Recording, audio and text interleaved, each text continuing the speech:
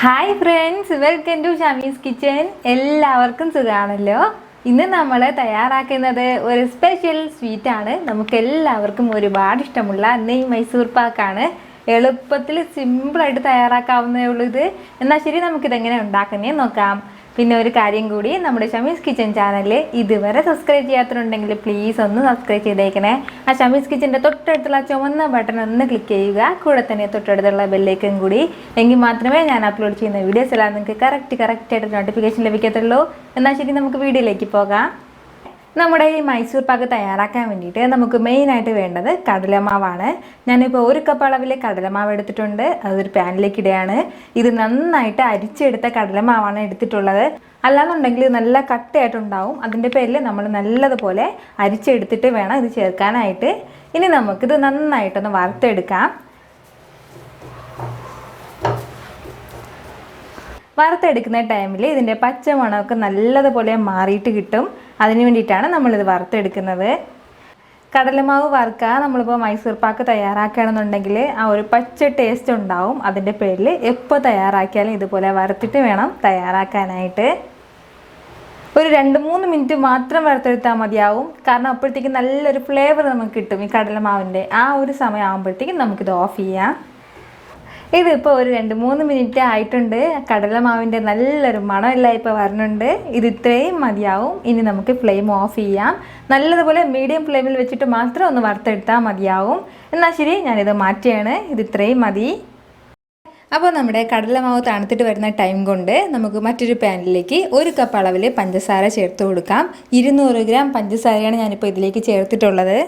കൂടെ തന്നെ 1 കപ്പ് അളവിൽ പഞ്ചസാരയ്ക്ക് 3/4 കപ്പ് അളവിൽ വെള്ളം കൂടി ചേർക്കുകയാണ്. ഇനി ഇത് നന്നായിട്ട് മെൽറ്റായിട്ട് വരട്ടെ. നമ്മുടെ പഞ്ചസാരയൊക്കെ നല്ലതുപോലെ അലിഞ്ഞിട്ട് വരട്ടെ. നമ്മൾ കടയിൽ ഒരുപാട് കാശൊക്കെ കൊടുത്തിട്ടാണ് ഈ മൈസൂർ പാക്ക് വാങ്ങുന്നത്. പക്ഷെ അത്രയൊന്നും ആവശ്യമില്ല. പെട്ടെന്ന് തന്നെ സിമ്പിളായിട്ട് നമുക്ക് വീട്ടിൽ തന്നെ തയ്യാറാക്കാവുന്നതേ ഉള്ളൂ. പക്ഷെ നമ്മളിതിലേക്ക് നെയ്യ് ചേർക്കുന്നുണ്ട്. അതിൻ്റെ പേരിലാണ് ഇത്രയും എക്സ്പെൻസ് ആയിട്ടുള്ളത്.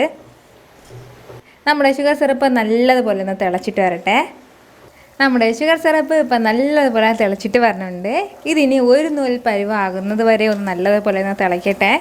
അതായത് നമ്മളിതെടുത്ത് കയ്യിലെടുത്ത് വെച്ച് നോക്കുമ്പോഴത്തേക്കും ഒരു സ്ട്രിങ് അളവിൽ വരില്ലേ, ആ ഒരു രീതിയിൽ വരുന്നത് വരെ ഇത് നല്ലതുപോലെ ഒന്ന് തിളയ്ക്കട്ടെ.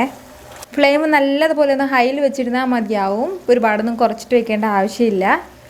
നമ്മുടെ ഷുഗർ സിറപ്പെല്ലാം ഇപ്പം നല്ലതുപോലെ തിളച്ചിട്ട് വന്നിട്ടുണ്ട്. ഇതിപ്പോൾ ഒരു സ്ട്രിങ് അളവിൽ നന്നായിട്ട് വന്നിട്ടുണ്ട്. ഒരു 2-3 മിനിറ്റ് മാത്രം ഒന്ന് ഹൈ ഫ്ലെയിമിൽ വെച്ചിരുന്നാൽ മതിയാവും.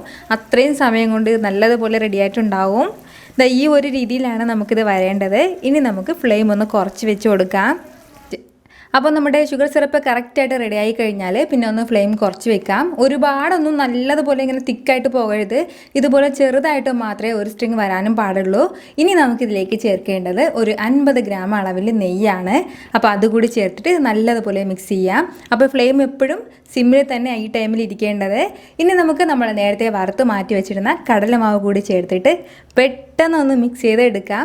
അപ്പോൾ മിക്സ് ചെയ്തെടുക്കുന്ന ടൈമിൽ ഇതുപോലെ ഒരു ഹാൻഡ് വിസ്ക് ഉണ്ടെങ്കിൽ അത് ഈസി ആയിട്ട് കട്ടയൊന്നും കിട്ടാതെ നമുക്ക് നല്ലതുപോലെ ഒന്ന് സ്മൂത്തായിട്ട് നമുക്ക് ഇതുപോലെ മിക്സ് ചെയ്ത് കിട്ടും.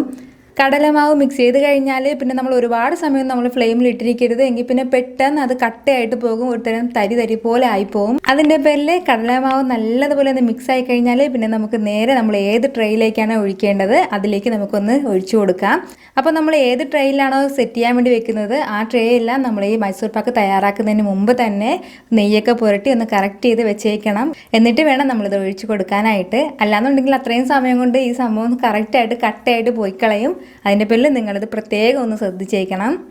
നിങ്ങൾ ഒഴിക്കുന്ന ടൈമിൽ എങ്ങാനും ഇത് കട്ടയായിട്ട് പെട്ടെന്ന് പോവുകയാണെന്നുണ്ടെങ്കിൽ നിങ്ങളത് സാരമാക്കണ്ട. അതിൻ്റെ കൂടെ തന്നെ പെട്ടെന്ന് അങ്ങ് ഒഴിച്ചിട്ട് നല്ലതുപോലെ ഒന്ന് സെറ്റ് ചെയ്താൽ മാത്രം മതിയാവും. ഒരുപാട് സമയം നമുക്കിതിന് ആവശ്യമില്ല. പെട്ടെന്ന് തന്നെ ഇത് സെറ്റായിട്ട് കിട്ടും. ഇനി നമുക്കിത് തണുക്കാൻ വേണ്ടി വെക്കേണ്ട ആവശ്യം മാത്രമേ ഉള്ളൂ. എന്നാൽ ശരി, ഇത് നല്ലതുപോലെ ഒന്ന് തണുത്തിട്ട് വരട്ടെ. ഒരുപാട് തണുക്കുന്നതിന് മുന്നേ തന്നെ നമുക്ക് ഏത് ഷേപ്പാണോ വേണ്ടത് ആ ഷേപ്പിന് നമ്മളൊന്ന് കത്തി വെച്ച് ഒന്ന് കട്ട് ചെയ്ത് കൊടുക്കണം. ചെറുതായിട്ടൊന്ന് കട്ട് ചെയ്ത് കൊടുത്താൽ മതിയാവും. നിങ്ങൾക്ക് കാണുമ്പോൾ തന്നെ അറിയാമല്ലോ ഇത് എത്രമാത്രം സോഫ്റ്റ് ആയിട്ടുള്ള മൈസൂർ പാക്കാണെന്ന്. ഇത്രയേ ഉള്ളൂ, നമ്മുടെ വളരെ ടേസ്റ്റി ആയിട്ടുള്ള മൈസൂർ പാക്ക് റെഡി ആയിട്ടുണ്ട്. ഇതിൻ്റെ സോഫ്റ്റ്നെസ് എന്ന് പറയുന്നത് നമ്മൾ എത്രമാത്രം നെയ്യ് കൂടുതൽ ചേർക്കണോ അത്രയും സോഫ്റ്റ് ആയിട്ട് നമുക്കിത് കിട്ടും.